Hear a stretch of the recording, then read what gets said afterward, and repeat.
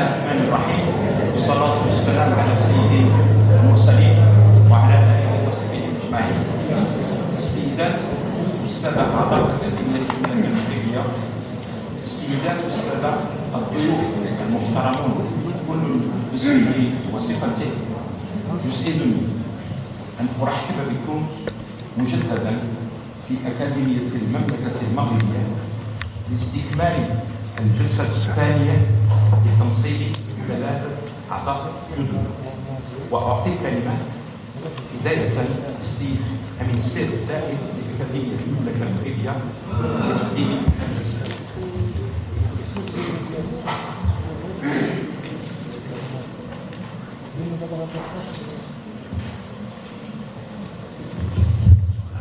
الحمد لله والصلاة والسلام على رسول الله آله وصحبه أجمعين. السيدات والسادة عضوات وأعضاء أكاديمية المملكة المغربية، السيدات والسادة الضيوف المحترمون، كل باسمه وصفته، سلام عليكم ورحمة الله تعالى وبركاته. يسعدني أن أعلن عن افتتاح الجلسة الثالثة لتنصيب الأعضاء الجدد في إطار الهيكلة الجديدة لأكاديمية المملكة المغربية، وذلك طبقا للظهير الشريف والمادة 11 من القانون رقم 1974. وتعرف هذه الجلسة استقبال وتنصيب السادة الأعضاء: العضوة المقيمة السيدة أسيا بن صالح العلوي، التي ستقدمها السيدة إليزابيث بيكو، والعضوة المشاركة السيدة إليزابيث بيكو، والتي ستقدمها السيدة أسيا بن صالح العلوي، والعضوة المقيمة السيدة ناجية حجاج الحسوني، التي ستقدمها السيدة رحمة بوقية. في البداية سيلقى الخطاب الترحيبي الخاص بكل عضوة بالتعريف بمناقبها وإسهاماتها.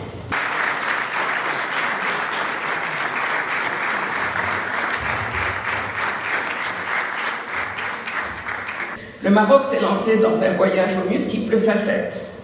Consolider un développement durable inclusif par des réformes tous azimuts, innovantes, pour asseoir les bases d'une prospérité et sécurité durable, et offrir, chemin faisant, un vaste menu à des partenariats ouverts sur la planète à diversifier et renouveler. Voilà les points essentiels qui seront abordés. Sa Majesté le Roi va donc s'atteler à faire fructifier l'héritage précieux de son prédécesseur, tout en traitant ses aspects passés les plus controversés à travers le biais de Équité et Réconciliation, initiative pionnière et unique dans le monde arabo-musulman. À partir de là, le Royaume va donner la priorité à la consolidation de l'état de droit et aux droits humains, et à leur tête ceux des femmes, à travers déjà ces réformes emblématiques de la Modouana en 2005, du Code de la nationalité en 2007 et la Constitution de 2011 qui ne vise rien de moins que la parité. Les débats en cours où le résultat vient d'être soumis à Sa Majesté le Roi, qui a suivi avec beaucoup d'attention les divers débats. Ces avancées ont été, crédibilité donc en matière des droits de l'homme, ont été consacrées par l'élection du Maroc à la tête du Conseil des droits de l'homme le 24 janvier 2024 pour un an, par 30 voix contre 17 seulement pour le candidat de la puissance africaine, l'Afrique du Sud, auréolé pourtant par le combat contre l'apartheid.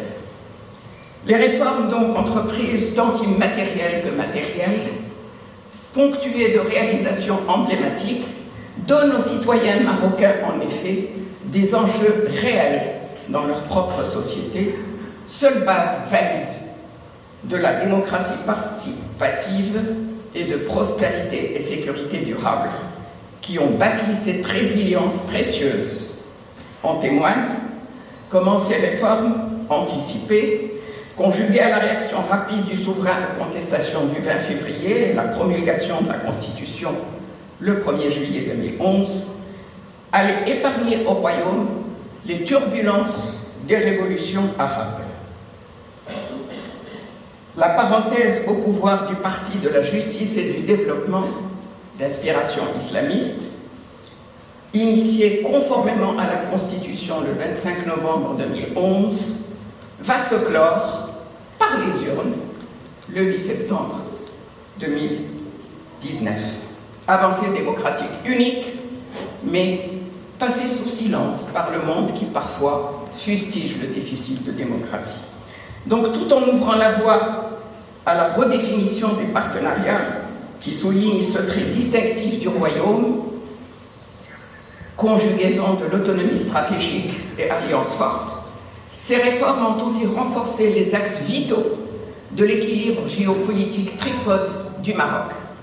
La dimension méditerranéenne, bien sûr, avec l'éradication du marché noir autour des enclaves Ceuta et Melilla, qui va faire place à un développement absolument spectaculaire avec quelques projets emblématiques.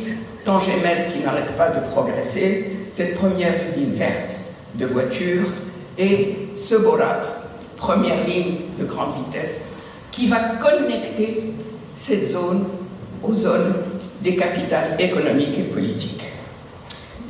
La première, évidemment, cette dimension, sera renforcée aussi et bien au-delà par le premier statut avancé accordé par l'Union européenne à un partenaire crédible qui délivre.